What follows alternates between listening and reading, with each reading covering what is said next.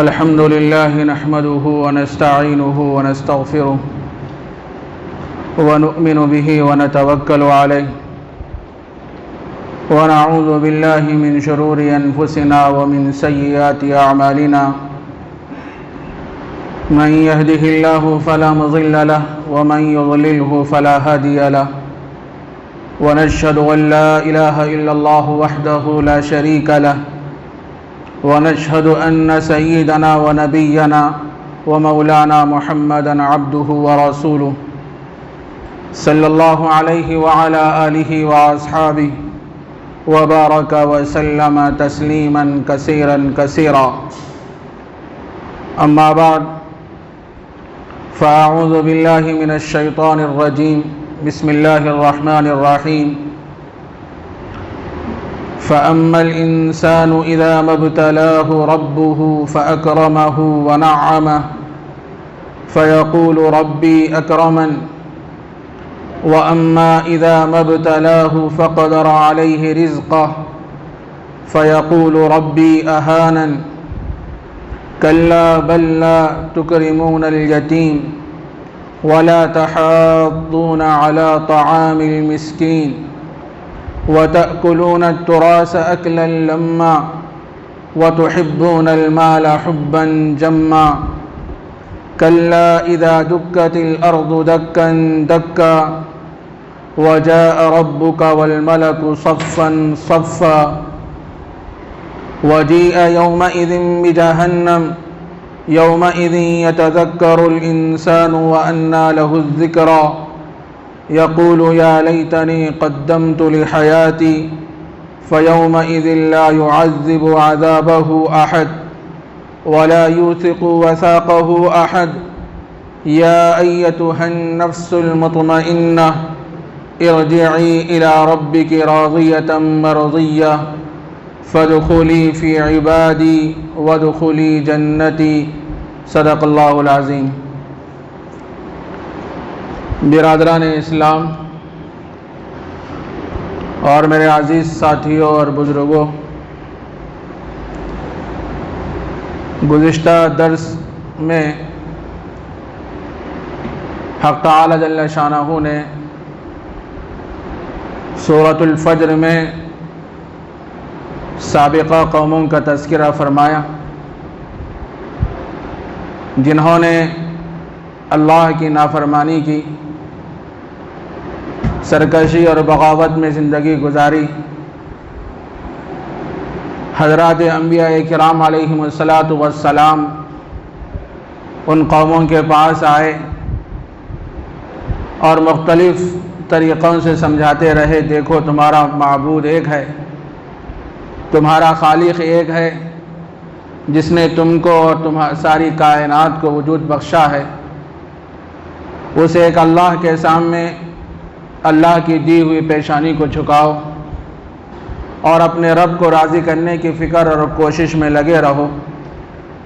یہ دنیا مختصر ہے، عارضی ہے، چند روزہ ہے، ختم ہو جانے والی زندگی ہے۔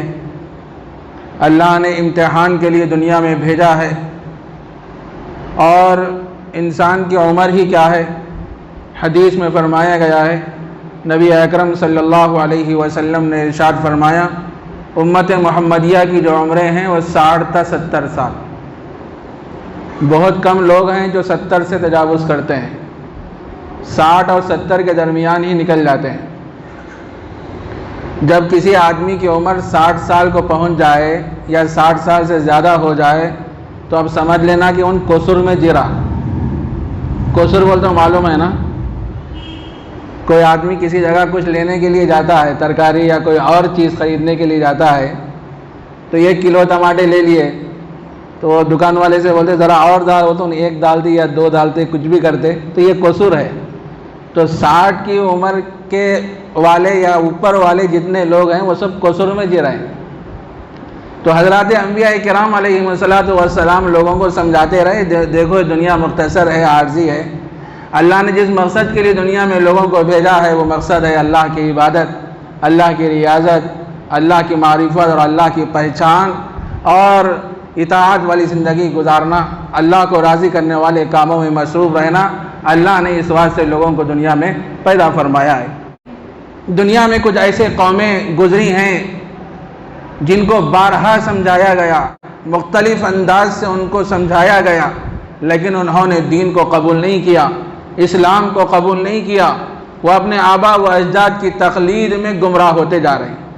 جب ان سے کہا جاتا کہ بھائی ایک اللہ کو مانو تو وہ لوگ بولتے کہ بھائی ایک زمانے سے ہم اپنے آبا و اجداد کو معبودان باطل کی پرستش کرتے ہوئے آ رہے ہیں، دیکھتے ہوئے آ رہے ہیں، ہم ان کی عبادت کر رہے ہیں۔ تو گویا ان کے آبا و اجداد گمراہ تھے، تو کیا تم بھی گمراہی کے راستے کو اختیار کرو گے؟ اللہ نے تمہیں عقل دی ہے کہ صحیح کون ہے، غلط کون ہے، اللہ نے یہ تمیز کرنے کی صلاحیت تمہیں عطا فرمائی ہے۔ تم جانو اور پہچانو کہ اس کائنات کا صرف ایک ہی رب ہے، ایک ہی خالق ہے، اس نے ساری کائنات کو وجود بخشا ہے۔ تو حضرات انبیاء کرام علیہم السلام سمجھاتے رہے، لیکن قوم آپ کی بات کو نہیں مانی۔ تو سورہ فجر میں حق تعالیٰ جل شانہ نے قوم عاد کا، قوم سمود کا اور فرعون کا مختصر انداز میں ذکر فرمایا۔ جب انہوں نے اللہ کی بات کو نہیں مانا تو اللہ تبارک و تعالیٰ نے ان پر عذاب نازل فرمایا۔ قوم عاد پر کیا عذاب آیا؟ گزشتہ درس میں بات آئی تھی، 7 رات اور 8 دن مسلسل ایک آندھی چلی، اس کے نتیجے میں قوم عاد ہلاک ہو گئی۔ اور قوم سمود پر کیا عذاب آیا؟ فَأَخَذَتْهُمُ الرَّجْفَةُ فَأَصْبَحُوا فِي دَارِهِمْ جَاثِمِينَ، ایک زلزلے نے ان کو آ پکڑا اور وہ اوندھے منہ گر گئے۔ بعض روایتوں میں آتا ہے کہ قوم سمود پر 2 عذاب آئے، ایک عذاب تو زلزلے نے ان کو آ پکڑا، اور دوسرا عذاب یہ ہے کہ آسمان سے ایک چیخ آئی، ایک زبردست آواز آئی، جس کے نتیجے میں قوم سمود ہلاک ہو گئی۔ اور اسی طرح فرعون جو اپنے آپ کو انا ربکم الاعلیٰ کا دعویٰ کرتا تھا اور لوگوں سے کہتا تھا کہ میں ہی رب ہوں، میری عبادت کرو، لیکن اللہ تبارک و تعالیٰ نے اس کا کیا حال کر دیا؟ دریا میں اس کو غرق کر دیا۔ اور عبرت کے طور پر اللہ نے قیامت تک کے لیے اس کے جسم کو محفوظ کر کے رکھا ہے کہ لوگ نصیحت حاصل کریں۔ جو اپنے آپ کو بڑا سمجھتا ہے اور یہ سمجھتا ہے کہ میں ہی سب کچھ ہوں، یہ دنیا میں جو کچھ لوگ اس طریقے کے الفاظ استعمال کرتے ہیں اور کہتے ہیں یہ سب کچھ غلط ہے۔ میں بولنے والی اگر کوئی ذات ہے تو صرف اور صرف اللہ کی ذات ہے، اسی کے اندر یہ قدرت اور طاقت ہے۔ کوئی یہ بولے کہ میں ہی بڑا ہوں، میں ہی سب کچھ کرنے والا ہوں، وہ صرف اور صرف اللہ تبارک و تعالیٰ کہہ سکتے ہیں۔ تو اللہ تبارک و تعالیٰ نے قوم عاد کو بھی ہلاک کیا، قوم سمود کو اور فرعون کو بھی اللہ تبارک و تعالیٰ نے ہلاک کر دیا۔ اس کے بعد حق تعالیٰ جل شانہ نے کفار اور مشرکین کی کچھ خصلتیں بیان فرمائیں۔ دیکھیے آگے کی آیت میں، فَأَمَّا الْإِنسَانُ إِذَا مَا ابْتَلَاهُ رَبُّهُ فَأَكْرَمَهُ وَنَعَّمَهُ فَيَقُولُ رَبِّي أَكْرَمَنِ، پس بہرحال جب اس کا پروردگار انسان کو آزماتا ہے، پس اس کا اکرام کرتا ہے اور نعمتوں سے مالا مال کرتا ہے، تو وہ کہتا ہے کہ میرے رب نے میرا اکرام کیا۔ اور جب اس کا پروردگار اس پر رزق کو تنگ کر دیتا ہے تو کہتا ہے کہ میرے رب نے میری اہانت کی۔ تو حق تعالیٰ جل شانہ نے کفار اور مشرکین کی کچھ خصلتوں کا یہاں پہ ذکر فرمایا۔ اگرچہ کہ یہ آیت کفار اور مشرکین سے متعلق ہے، لیکن مفہوم عام کے اعتبار سے وہ انسان بھی اس میں داخل ہیں جو اس طرح کا ذہن رکھتے ہیں۔ کس طرح کا ذہن رکھتے ہیں؟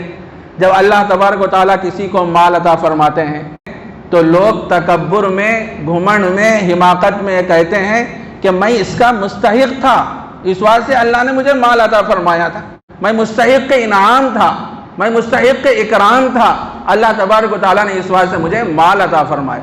حالانکہ جب اللہ تبارک و تعالیٰ کسی کو مال عطا فرمائے، مال کی فراوانی عطا فرمائے، تو آدمی کو شکر گزار ہونا چاہیے۔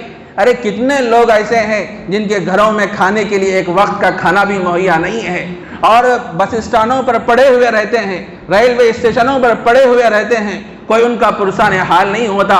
اللہ نے ہمارے ساتھ یہ کرم کا اور احسان کا یہ معاملہ فرمایا، رہنے کے لیے اللہ نے گھر عطا فرمایا، اور کہیں جانے کے لیے اللہ نے گاڑی عطا فرمائی، اور سکون کی زندگی گزر رہی ہے، اور تینوں وقت ہم آرام سے کھانا کھا رہے ہیں، اور اللہ نے مال کی فراوانی بھی عطا فرمائی ہے۔ تو ہونا تو یہ چاہیے تھا کہ ہم اللہ کا شکر ادا کرتے، لیکن کفار اور مشرکین یہ کہا کرتے تھے کہ میں اس کا مستحق تھا، تو اللہ تبارک و تعالیٰ نے میرے ساتھ اکرام کا معاملہ فرمایا، کرم کا معاملہ فرمایا۔ اور جب اللہ تبارک و تعالیٰ اس پر رزق کی تنگی فرما دیتے تو وہ لوگ کہتے کہ میرے رب نے میری توہین کی، میری قدر گھٹا دی۔ حالانکہ بات ایسی نہیں ہے۔ کفار اور مشرکین یہ سمجھتے تھے خوشحالی کو دلیل مقبولیت سمجھتے تھے، اور کیا ہے تنگی کو دلیل مردودیت سمجھتے تھے، حالانکہ اللہ کے پاس پرکھنے کا یہ معیار نہیں۔ ارے کتنے لوگ ایسے ہیں میرے بھائی اس دنیا میں گزرے ہیں جن کو اللہ نے خوب مال عطا فرمایا، مال و دولت کی انبار اللہ تبارک و تعالیٰ نے لگا دیے، اور لیکن اللہ تبارک و تعالیٰ کیا ان لوگوں سے راضی ہیں؟ کیا اللہ تبارک و تعالیٰ ان سے خوش ہیں؟ قارون کا کیا حال ہوا؟ کتنا مال اللہ نے اس کو عطا فرمایا، لیکن اللہ نے اس کا کیا حال کر دیا۔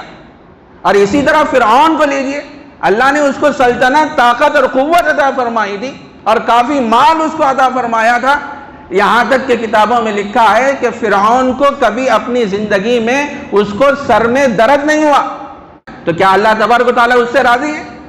تو خوشحالی کا ملنا یہ دلیل مقبولیت نہیں ہے میرے بھائی۔ اللہ کے پاس تو پرکھنے کا معیار یہ ہے، جس کی زندگی تقوی میں گزرتی ہے، جس کی زندگی اطاعت میں گزرتی ہے، جس کی زندگی فرمانبرداریوں میں گزرتی ہے، اللہ کو راضی کرنے والے کاموں میں گزرتی ہے، اور صوم و صلات کا وہ پابند ہوتا ہے، دنیا میں آنے کے مقصد کو مستحضر رکھتے ہوئے زندگی گزارتا ہے، یہی زندگی اصل زندگی ہے، اور اللہ تبارک و تعالیٰ اس بندے سے راضی ہوتے ہیں۔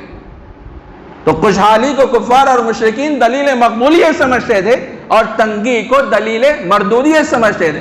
دنیا میں کتنے انبیاء کرام علیہ السلام گزرے ہیں، کتنے اولیاء اللہ اور صلحاء گزرے ہیں جن کی زندگی بڑے امتحانات سے گزری۔ بعض انبیاء کرام کو آروں سے چیرا گیا، دعوت دینے کے نتیجے میں، دین کی دعوت دینے کے نتیجے میں آروں سے چیرا گیا۔ تو کیا اس کا مطلب یہ ہے کہ اللہ تبارک و تعالیٰ ان سے ناراض ہے؟ ہرگز میں ایسی بات نہیں، ہرگز ایسی بات نہیں۔ اللہ کے پاس تو پرکھنے کا معیار یہ ہے، ان اللہ لا ينظر الى صورکم واموالکم ولکن ينظر الى قلوبکم واعمالکم۔ اللہ تبارک و تعالیٰ تمہاری صورتوں کی طرف نظر نہیں فرماتے، تمہارے مال کی طرف نظر نہیں فرماتے، بلکہ اللہ تبارک و تعالیٰ تمہارے قلوب کو دیکھتے ہیں، تمہارے اعمال کو دیکھتے ہیں۔ میں نے اپنے بندے کو ایک دل عطا فرمایا ہے، اس دل میں میری محبت کو بسایا کہ نہیں بسایا، اللہ تبارک و تعالیٰ تو یہ چیز دیکھتے ہیں میرے بھائی۔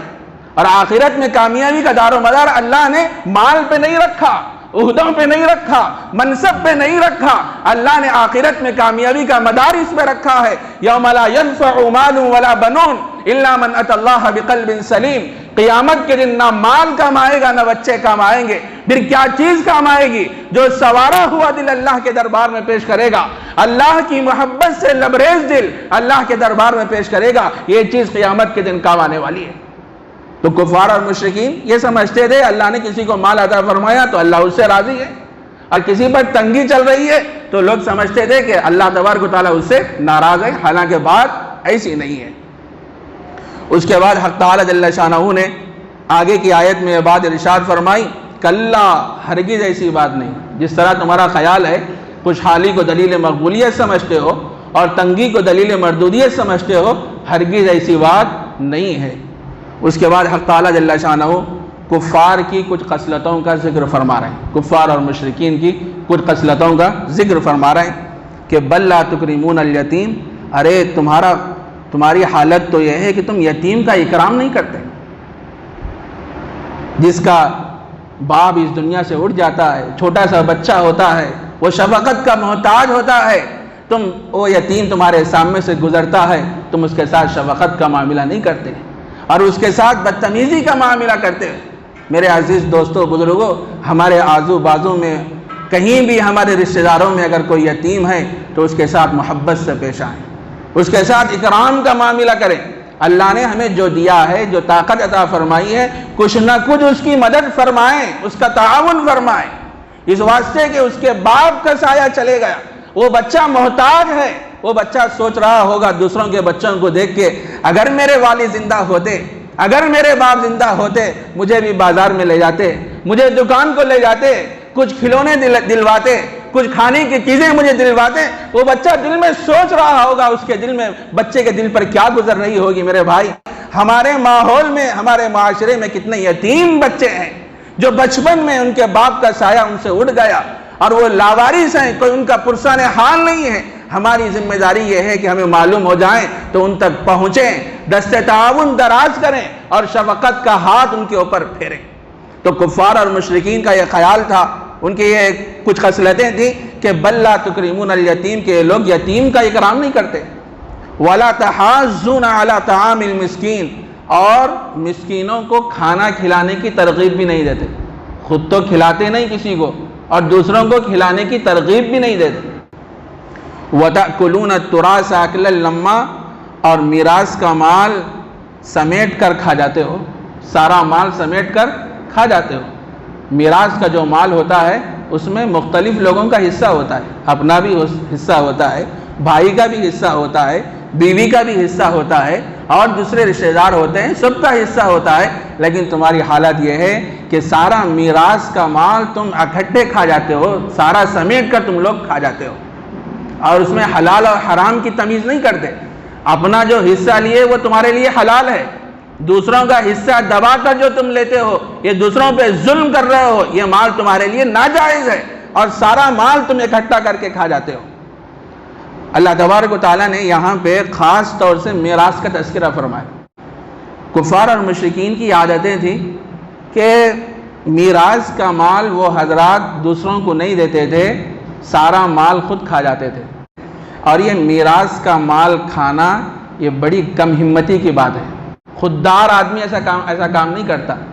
جس طرح کچھ جانور ایسے ہوتے ہیں جو مردار خور ہوتے ہیں، مردوں کو کھانے والے کچھ جانور ہوتے ہیں، ان کا کام ہی یہ ہوتا ہے کہ کون سا جانور مر جائیں گا میں جاؤں گا اس پر حملہ کروں گا۔ میراث کا مال کھانے والے لوگ بھی ایسے ہی ہوتے ہیں، وہ لوگ انتظار میں رہتے ہیں کہ ان مریں گا تو اس کا مال میں کھا جاؤں گا، میری بہن کا انتقال ہو جائے گا تو اس کا مال میں کھا جاؤں گا، میرے باپ کا انتقال ہو جائے گا تو میں سارا مال کھا جاؤں گا۔ یہ لوگوں کی حالت ایسی ہوتی ہے، یہ کم ہمت لوگ ہیں۔ آدمی کو خوددار ہونا چاہیے اور خود کمانا چاہیے، آدمی خود محنت کرے، مشقت کرے، دوڑ دھوپ کرے، دوسروں کے مال پہ نظر نہ رکھے۔ وَتُحِبُّونَ الْمَالَ حُبًّا جَمًّا، اور مال سے بہت محبت کرتے ہیں، بہت محبت۔ جو بھی آتا ہے مال کو، اللہ کے دیے ہوئے مال کو اللہ کے راستے میں خرچ نہیں کرتے۔ اور یہ آیات تو کفار اور مشرکین سے متعلق ہیں، لیکن اگر کوئی اس طرح کی عادتیں رکھ رہا ہے مفہوم اعتبار عام کے اعتبار سے، وہ حضرات بھی اس میں داخل ہیں۔ مال کی محبت اس درجے ہمارے دل میں بسی ہوئی ہے، ہمارے سامنے تقاضے آتے ہیں، مسجد کا تقاضا ہمارے سامنے آتا ہے، مدرسے کا تقاضا ہمارے سامنے آتا ہے، شادیوں کا مسئلہ ہمارے سامنے آتا ہے، اور کتنے محتاج و مفلس لوگ جو ایک ایک وقت کے کھانے کے محتاج ہوتے ہیں، ہمارے دروازوں پہ، ہمارے گھروں پہ آ کے کھڑے ہوتے ہیں، دستے سوال دراز کرتے ہیں، یہ سمجھ کے آتے ہیں اللہ نے اس کو مال عطا فرمایا ہے، میری مجبوری ہے، چلو میں جا کے اس سے کچھ مانگوں تو مجھے کچھ دے دے گا۔ لیکن میں وہ اللہ کا بندہ اپنی خواہشات پہ ہزاروں لاکھوں روپے خرچ کرتا ہے، لیکن اللہ کے دیے ہوئے مال کو اللہ کے راستے میں خرچ نہیں کرتا۔ یہ بہت بری عادت ہے میرے بھائی، یہ ہمارا مال ہے ہی نہیں، بطور امانت اللہ نے ہمارے پاس رکھا ہے۔ جب بطور امانت اللہ نے ہمارے پاس رکھا ہے، اللہ کے دیے ہوئے مال کو اللہ کے راستے میں خرچ کرنے میں ہمارے لیے کیا مشکل ہے؟ کیا مشکل ہے ہمارے لیے؟ یہ جو مال ہے نا، نہ بذات خود اچھا ہے نہ برا ہے، اس کے اچھا اور برا ہونے کا معیار دل پہ ہے۔ دل اچھا ہے تو مال اچھا ہے، دل خراب ہے تو مال بھی خراب ہے۔ اس کی مثال یوں سمجھ لیجئے، مال کی مثال سمندر کی جیسی ہے اور دل کی مثال کشتی کی سی ہے۔ کشتی کیسے پانی میں چلتی ہے کہ کشتی پانی کے اوپر رہے، جتنے لوگ کشتی میں بیٹھیں گے سب منزل مقصود کو پہنچ جائیں گے، لیکن اس کشتی میں پانی آ جائے گا تو کشتی بھی غرقاب ہو جائے گی، جتنے لوگ بیٹھے ہوئے ہیں سب ڈوب جائیں گے۔ اسی طرح اس دل کی مثال ہے میرے بھائی، مال کی محبت جب دل میں آ جائے گی، یہی چیز انسان کو ہلاک کرنے والی ہے، برباد کرنے والی ہے۔ ارے کتنے حضرات صحابہ اس دنیا میں گزرے ہیں، لاکھوں کروڑوں روپے کے وہ مالک تھے، لیکن ان کے دل میں مال کی محبت نہیں تھی، دنیا کی محبت نہیں تھی، ہزاروں روپے ان کے پاس تھے، لیکن کوئی تقاضا جب سامنے آتا تو اللہ کے دیے ہوئے مال کو اللہ کے راستے میں خرچ کرتے۔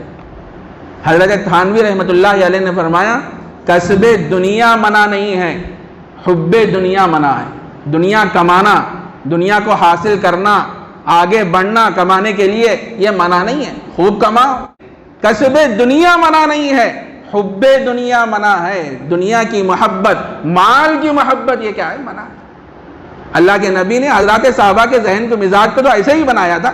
بعض حضرات صحابہ ایسے تھے جو مالدار تھے، اور بعض حضرات صحابہ ایسے تھے جو ایک ایک وقت کے کھانے کے محتاج تھے، ان کے پاس کچھ بھی نہیں ہوتا۔ حضرت عثمان غنی رضی اللہ تعالیٰ عنہ کو اللہ نے کافی مال عطا فرمایا۔ ان کے بارے میں لکھا ہے کتابوں میں، ایک مرتبہ مدینے میں قحط سالی پڑ گئی، لوگ بڑے پریشان ہو گئے کہ کھانے کے لیے کوئی چیز نہیں ہے مدینہ منورہ میں۔ حضرت عمر فاروق رضی اللہ تعالیٰ عنہ کا دور تھا، وہ بھی کافی پریشان ہو گئے، کیا کیا جائے کہ سارے مدینے میں قحط سالی آ گئی ہے۔ تو اسی خیال میں تھے، حضرت عثمان غنی رضی اللہ تعالیٰ عنہ کا تجارتی مال ملک شام سے مدینہ منورہ میں داخل ہوا۔ تجارتی مال، اس میں کھانے پینے کی بہت سی چیزیں تھیں۔ مدینہ منورہ میں جب داخل ہوا، اونٹوں پہ لدا ہوا مال تھا، تو مدینہ کے تجار حضرت عثمان غنی رضی اللہ تعالیٰ عنہ کے پاس گئے، جا کے بولے کہ تم جو قیمت پہ مال لے کے آئے ہو، ہم دگنا قیمت دے دیں گے، وہ مال ہمیں دے دو۔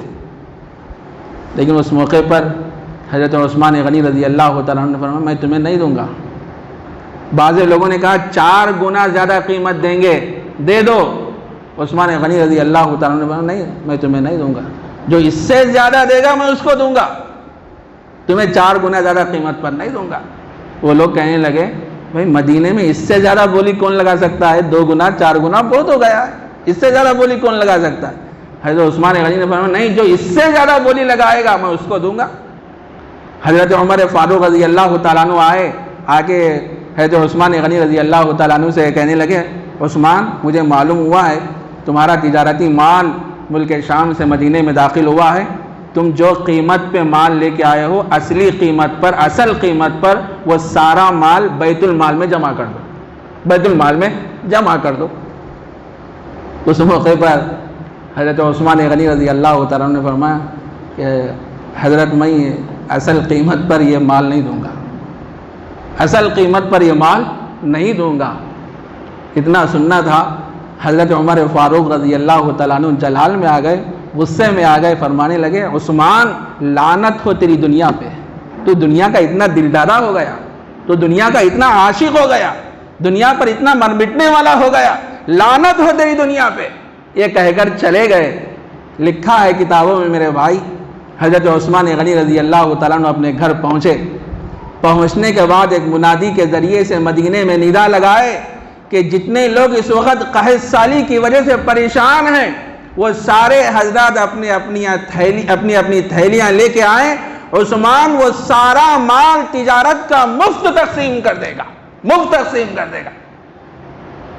تو سارے مدینے کے لوگ اپنی اپنی تھیلیاں لے کے آئے، اور حضرت عثمان غنی رضی اللہ تعالیٰ عنہ وہ سارا مال مفت تقسیم کر دیا۔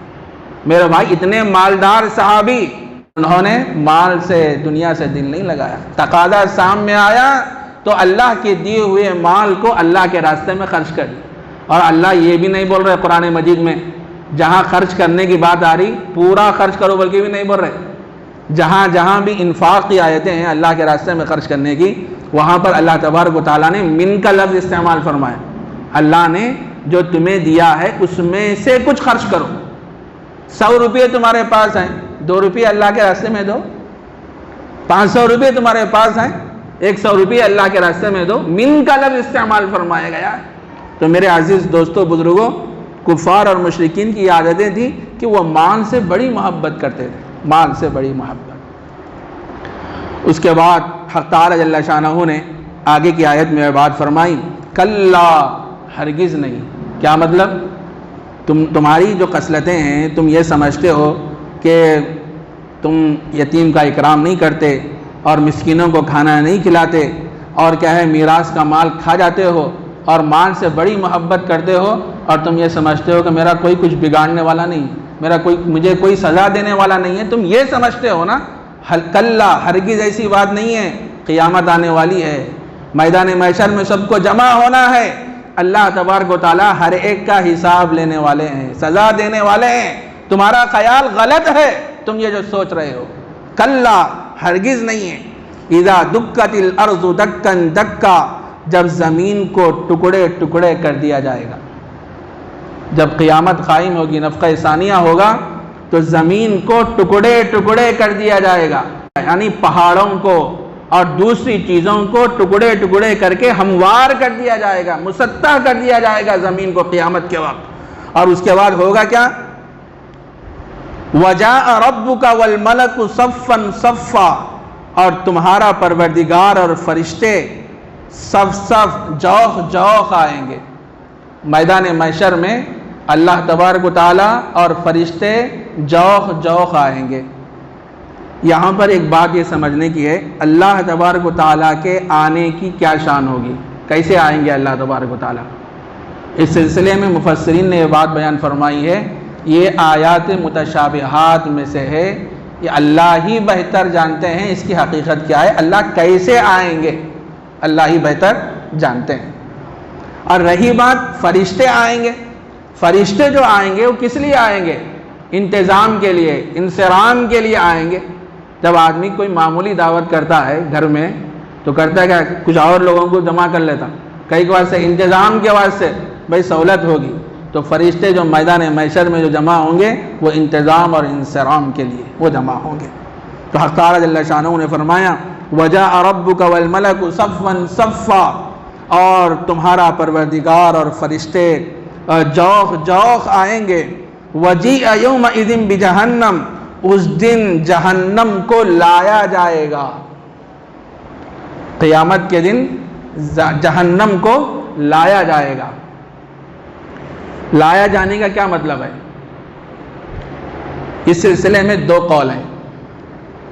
پہلا قول تو یہ ہے کہ حضرت عبداللہ ابن مسعود رضی اللہ تعالیٰ عنہ کی ایک روایت ہے کہ نبی اکرم صلی اللہ علیہ وسلم نے یہ بات ارشاد فرمائی کہ جہنم کی 70,000 لگامیں ہیں، جہنم کی 70,000 لگامیں ہوں گی، اور ہر لگام کو 70,000 فرشتے پکڑ کے اس کو کھینچ کے میدان محشر میں لائیں گے، اس کو کھینچ کے میدان محشر میں لائیں گے، ایک قول ہے۔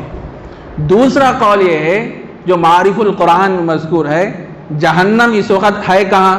اس سے پہلے درس میں بات آئی تھی، 7ویں زمین کی تہ میں ہے جہنم اس وقت، زمین کے 7ویں طبقے میں جو جہنم ہے وہ بھڑک اٹھے گی، بھڑک اٹھے گی، اور سارے سمندر کو حق تعالیٰ جل شانہ یہ حکم دیں گے کہ وہ سب کیا ہو جائے، آگ سے بھر جائے، سارے سمندر آگ میں تبدیل ہو جائیں گے۔ اس کے بعد حق تعالیٰ جل شانہ جہنم کو وہاں سے لے کے میدان محشر میں لائیں۔ اس کے بعد ہوگا کیا؟ یومئذ یتذکر الانسان وانیٰ لہ الذکریٰ، اس دن انسان کو سمجھ آئے گی، وانیٰ لہ الذکریٰ، اب اس کو سمجھ آنے کا موقع کہاں رہا۔ وہ جہنم کو دیکھے گا، اس کو کھینچ کے لا رہے ہیں میدان محشر میں، اس وقت انسان سوچے گا، دنیا میں تو وہ انکار کرتا تھا نا، کیا بولتے تھے کفار اور مشرکین، جہنم نہیں، جنت نہیں، دوزخ نہیں، دوبارہ اٹھایا جانا نہیں، کوئی ہر چیز کا وہ لوگ انکار کرتے تھے۔ جب جہنم کو کھینچ کے لایا جائے گا، اس وقت انسان کو سمجھ آ جائے گی، ارے جو کچھ دنیا میں کہا جا رہا تھا، بولا جا رہا تھا، وہ سب سچ تھا، یقینی تھا، لیکن اس وقت سوچ کے کیا فائدہ۔ وہاں میدان محشر و قیامت وہ تو دار العمل نہیں نا، عمل کا گھر نہیں ہے، وہ تو دار الجزا ہے، بدلے کا گھر ہے۔ وہاں جو کچھ کرنا ہے دنیا میں کرنا، یہ دار العمل ہے، وہ کیا ہے؟ دار الجزا ہے۔ اور دار الجزا میں بیٹھ کے انسان سوچ رہا ہے، بھائی رے بہت غلط ہو گیا مجھ سے، یہ کام نہیں کرنا چاہیے تھا، افسوس کر رہا ہے۔ افسوس کرنے سے کچھ ہوگا؟ کچھ بھی نہیں ہوگا۔ یقول یا لیتنی قدمت لحیاتی، وہ کہے گا کاش کہ میں اس زندگی کے لیے آگے بھیج دیا ہوتا۔ وہ کافر اور مشرک وہاں رہ کے میدان محشر میں وہ سوچے گا، ارے یہ جو زندگی ہے اخروی زندگی، میں دنیا میں کچھ ایسے اعمال کر لیتا کر کے اس کا ذخیرہ اور کچھ چیزیں میں آخرت کے لیے بھیج دیا کرتا تو میرے لیے فائدہ ہوتا، لیکن وہاں سوچنے سے کچھ بھی فائدہ نہیں ہوگا۔ علماء کرام نے لکھا ہے مرنے سے پہلے اپنی زندگی میں کوئی ایسا عمل کر کے اس دنیا سے جاؤ جو ہمارے لیے صدقہ جاریہ بن جائے۔ بچوں میں بھروسہ نہیں کر سکتے اس زمانے میں، کسی بھی اولاد پہ بھروسہ نہیں کر سکتے۔ ارے جب تک رہے رشتہ دار بھی قریب، بچے بھی قریب، سب کچھ قریب رہتے ہیں، جب انتقال ہو جاتا ہے مہینوں کیا سالوں گزر جاتے ہیں، کبھی قبرستان کو جا کے کچھ سورتیں پڑھنے کی، ایصال ثواب کرنے کی توفیق تک نہیں ہوتی میرے بھائی۔ کیا بھروسہ کرو گے اپنی اولاد پہ، اپنے رشتہ داروں پہ؟ اللہ نے مال دیا ہے، اللہ کے دیے ہوئے مال کو اللہ کے راستے میں خرچ کرو۔ کوئی صدقہ جاریہ والا ایسا عمل کر کے جاؤ جو ہمارے لیے صدقہ جاریہ بن جائے۔ ہم تو قبر میں رہیں گے لیکن اس کا ثواب ہم کو پہنچتا رہے گا۔ وہ کیا ہے وہ اعمال؟ حدیث میں فرمایا گیا صدقہ جاریہ کے اذا مات الانسان انقطع عنه عمله الا من ثلاثه او من صدقة جاریہ او علم ينتفع به او ولد صالح يدعو له او كما قال رسول اللہ صلی اللہ علیہ وسلم۔ جب انسان مر جاتا ہے مرنے کے بعد اس کے عمل کا رشتہ ختم ہو جاتا ہے، مگر تین چیزیں ایسی ہیں اس کا ثواب اس کو پہنچتا رہتا ہے۔ اس میں سے ایک چیز ہے صدقہ جاریہ۔ صدقہ جاریہ کی تفصیل میں یہ ہے، اللہ نے مال عطا فرمایا ہے، اگر کہیں مسجد کی تعمیر ہو رہی ہے، پوری مسجد آپ نہیں بنا سکتے تو مسجد کی تعمیر میں اپنی حیثیت کے مطابق حصہ لے لو، یہ بھی صدقہ جاریہ ہے۔ کہیں مدرسہ بن رہا ہے، مدرسے کی تعمیر میں حصہ لے لو، یہ بھی صدقہ جاریہ ہے۔ اسی طرح اور بھی بہت سے کام ہیں۔ تو میرے بھائی زندگی میں کوئی ایسا عمل کر کے اس دنیا سے جانا ہے کہ ہم قبر میں رہیں گے لیکن اس کا ثواب ہمیں قیامت تک ملتا رہتا ہے۔ تو کفار اور مشرکین اس وقت سوچیں گے، کہیں گے اے کاش میں اس اخروی زندگی کے لیے کچھ کیا ہوتا تو مجھے بہت فائدہ ہوتا، لیکن وہاں ان کو کچھ بھی فائدہ نہیں ہوگا، کفِ افسوس ملنا پڑے گا۔ فَيَوْمَئِذٍ لَا يُعَذِّبُ عَذَابَهُ أَحَدٌ، پس اس دن اللہ تعالیٰ کے عذاب دینے کے برابر کوئی عذاب دینے والا نہیں ہوگا۔ اللہ تبارک و تعالیٰ اس وقت جلال میں ہوں گے اور کفار اور مشرکین کو ایسی سخت سزا دیں گے کہ ایسی سزا کوئی اور نہیں دے سکتے، کوئی اور نہیں دے سکتے۔ وَلَا يُوثِقُ وَثَاقَهُ أَحَدٌ، اور ان کی جکڑ اور پکڑ کے برابر کوئی پکڑنے والا نہیں ہوگا۔ اتنی سخت پکڑ فرماتے ہیں اللہ، لوگوں کو ڈھیل دیتے ہیں، اور کفار اور مشرکین اور نافرمان لوگ ڈھیل کا ناجائز فائدہ اٹھاتے ہیں، نافرمانی میں، سرکشی میں، بغاوت میں زندگی کو گزارتے ہیں اور یہ سمجھتے ہیں کہ میرا کوئی کچھ بگاڑنے والا نہیں ہے۔ یہ اللہ تبارک و تعالیٰ کی طرف سے ڈھیل ہے، ڈھیل۔ جب اللہ پکڑنے پہ آتے ہیں تو ان کے پکڑنے کے برابر کوئی پکڑ نہیں سکتا، ان کے جکڑنے کے برابر کوئی جکڑ نہیں سکتا۔ ایسا سخت انتقام لینے والے ہیں اللہ تبارک و تعالیٰ۔ یہ تو کفار اور مشرکین کے بارے میں حق تعالیٰ جل شانہ نے فرمایا۔ آگے کی جو آیتیں ہیں اس میں اللہ تبارک و تعالیٰ نے مومنین کا تذکرہ فرمایا، جنہوں نے دنیا میں آنے کے مقصد کو مستحضر رکھ کے زندگی گزارا اور اپنے رب کو راضی کرنے کی فکر میں رہے، کوشش کرتے رہے اور اعمال صالحہ میں وہ زندگی گزارے۔ ایسے لوگوں کے بارے میں حق تعالیٰ جل شانہ آگے کی آیت میں فرما رہے ہیں، یا ایتھا النفس المطمئنہ، اے اطمینان والی روح، اے اطمینان والی روح، ارجعی الی ربک راضیۃ مرضیہ، تو اپنے پروردگار کی طرف لوٹ جا، اللہ تجھ سے راضی، اور کیا ہے، تو اللہ سے راضی، کیا تو اطمینان سے کیا اللہ کی طرف لوٹ جا۔ یہاں پہ یہ بات حق تعالیٰ جل شانہ نے بیان فرمائی، اے اطمینان والی روح۔ یہ خطاب کون فرمائیں گے؟ اس سلسلے میں دو تین قول ہیں۔ پہلا قول یہ ہے کہ قیامت کے دن حق تعالیٰ جل شانہ اپنے نیک و کار بندوں کو فرمائیں گے، اے اطمینان والی روح، کہاں جا؟ اپنے رب کی طرف آ جا، اللہ تجھ سے راضی اور تو اللہ سے راضی، اپنے رب کی طرف آ جا۔ خود اللہ تبارک و تعالیٰ خطاب فرمائے۔ بعض مفسرین نے یہ بات بیان فرمائی کہ اللہ تبارک و تعالیٰ خطاب نہیں فرمائیں گے بلکہ فرشتے کہیں گے، اے اطمینان والی روح، اللہ کی طرف لوٹ جا۔ اور ایک قول یہ ہے جس کی زندگی اطاعت میں گزرتی ہے، جب اس کا آخری وقت ہوتا ہے، دنیا میں اس کا آخری وقت ہوتا ہے، اس وقت اس آدمی سے کہا جاتا ہے اے اطمینان والی روح ارجعی الی ربک راضیۃ مرضیہ، تو اپنے پروردگار کی طرف لوٹ، تو نے مجھے بہت خوش کیا، اچھے اعمال کیا، نماز کی پابندی کرتا رہا، روزے کی پابندی کرتا رہا، اور جس مقصد کے لیے میں نے دنیا میں تجھے بھیجا تھا تو نے اس مقصد کو پورا کر دیا، اب تو تھکا ماندہ ہے، اب تو میرے پاس آ رہا ہے۔ اللہ تبارک و تعالیٰ فرما رہے ہیں اے اطمینان والی روح، اب تو میری طرف لوٹ جا، اب میں نعمتوں کے دروازے کھول دوں گا، اور میری نعمتیں تو ایسی ہیں اس کو کسی آنکھ نے نہیں دیکھا، اس کو کسی کان نے نہیں سنا، اور کسی کے قلب پر یہ وہم اور گمان بھی نہیں گزرا کہ جنت کی نعمتیں ایسی ہوں گی۔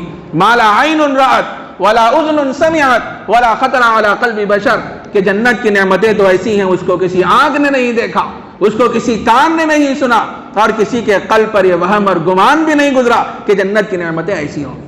تو انتقال کے وقت اللہ تبارک و تعالیٰ یا فرشتوں کے ذریعے سے ندا دی جائے گی اس نیکوکار آدمی کو، تو اللہ کی طرف لوٹ جا۔ کتنی خوشخبری اور کتنے اعزاز کی بات ہے میرے بھائی، کتنے اعزاز کی بات ہے۔ جب آدمی کی زندگی اطاعت میں گزرتی ہے، فرمانبرداریوں میں گزرتی ہے، جب اس کا آخری وقت آ جاتا ہے تو اس کو ندا دی جاتی ہے اے اطمینان والی روح ارجعی الی ربک راضیۃ مرضیہ، اپنے پروردگار کی طرف لوٹ جا، اللہ تجھ سے راضی اور تو اللہ سے راضی ہے۔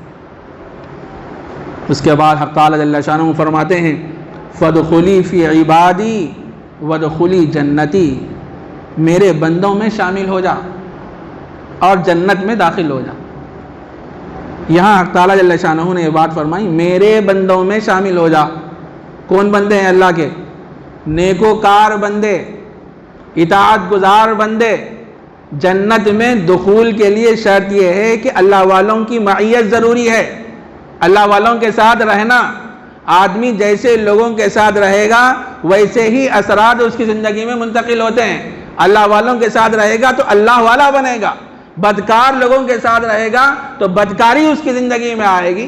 صحبت صالح ترا صالح کنت، صحبت طالح ترا طالح کنت۔ اچھوں کی صحبت انسان کو اچھا بناتی ہے اور بروں کی صحبت انسان کو برا بنا دیتی ہے۔ تو حق تعالی جل شانہ نے فرمایا میرے نیکوکار بندوں میں داخل ہو جاؤ۔ جنت چاہتے ہو؟ جنت یہ میری رضا کا مقام ہے، میری خوشنودی کا مقام ہے۔ اگر تم جنت کے طلبگار بننا چاہتے ہو تو دنیا میں اللہ والوں کے ساتھ رہو، ان کے ساتھ اٹھتے بیٹھتے رہو۔ ظاہر ہے تم اللہ والوں کے ساتھ رہو گے تو تمہارا رہن سہن بدلے گا، تمہاری وضاقتہ بدلے گی، تمہارا لباس بدلے گا، اور عبادت میں ذوق اور شوق پیدا ہو جائے گا، اور عبادت اور اللہ کے اطاعت گزار بندوں میں شامل ہونے کے نتیجے میں تم کو جنت میں داخل کروں گا۔ وادخلی جنتی، اور میں جنت میں تم کیا ہو جاؤ؟ داخل ہو جاؤ۔ قرآن مجید میں اللہ تبارک و تعالیٰ نے ارشاد فرمایا یا ایھا الذین آمنوا اتقوا اللہ وکونوا مع الصادقین، اے ایمان والو اللہ سے ڈرو اور سچوں کے ساتھ ہو جاؤ۔ سچے کون لوگ ہیں؟ یہ اولیاء اللہ، صلحاء، عبادت گزار، جو اپنے مقصد کو مستحضر رکھتے ہوئے زندگی گزارتے ہیں، کہ یہی لوگ تو ہیں اولیاء اللہ۔ اللہ نے فرمایا اللہ سے ڈرو اور سچوں کے ساتھ ہو جاؤ۔ ایک سوال یہ پیدا ہوتا ہے بھائی کتنے دن سچوں کے ساتھ رہنا؟ اتنے دن سچوں کے ساتھ رہنا کہ تم بھی ان کے جیسے ہو جانا۔ یہ کوئی ایک دو دن میں ہونے کا مسئلہ نہیں ہے، مدتیں گزر جاتی ہیں، تب جا کے انسان کا دل بنتا ہے، انسان کا ظاہر بھی بنتا ہے، انسان کا باطن بھی بنتا ہے۔ تو حق تعالی جل شانہ نے فرمایا فادخلی فی عبادی، پہلے میرے بندوں میں داخل ہو جاؤ، نیکوکار بندوں میں شامل ہو جاؤ، وادخلی جنتی، اس کے بعد میری جنت میں داخل ہو جاؤ۔ بہرحال یہ سورہ فجر کی بقی آیتیں تھیں جو اس کا ترجمہ اور قدر تشریح آپ حضرات کی خدمت میں پیش کی گئی ہیں۔ جو باتیں ہمارے سامنے آئی ہیں اللہ مجھے بھی عمل کی توفیق عطا فرمائیں اور آپ حضرات کو بھی۔ وآخر دعوانا ان الحمدللہ۔